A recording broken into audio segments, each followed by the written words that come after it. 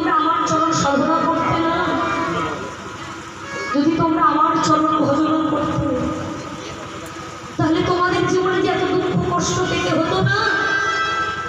ভগবানকে বইমুখ হয়ে আছি বলে মানুষের জীবনে এত দুঃখ, এত কষ্ট, এত যন্ত্রণা পাই না।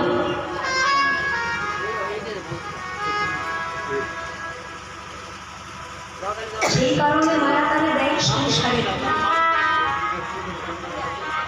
কখনো স্বর্গে উঠায়, কখনো নরকে ডোবায়।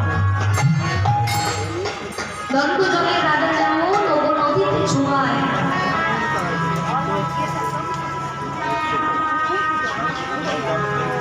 কলিযুগে জন্ম নিয়ে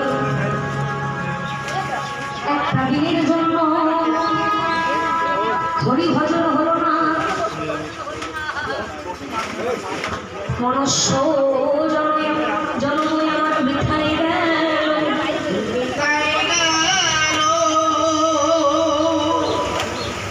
দিনান্তে একটিবার আমি ঠাকুর ঘরে গেলাম না, হা গৌর প্রাণ গৌর বলে কাঁদলাম না। ভগবান তোমায় ভালোবাসবে। আচ্ছা মায়েরা, কলিযুগের ভগবানের নাম কি গো? কলিযুগের ভগবানের নাম হলো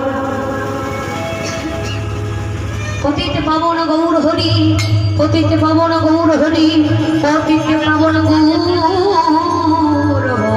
হরি।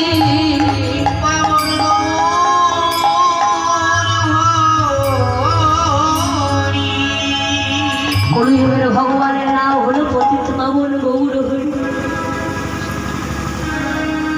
জগতে সবকিছু ভুলে গেলে তার চরণ কখনো ভুলো না, কারণ ভগবানের কাছে কথা তো সবাই দেয়।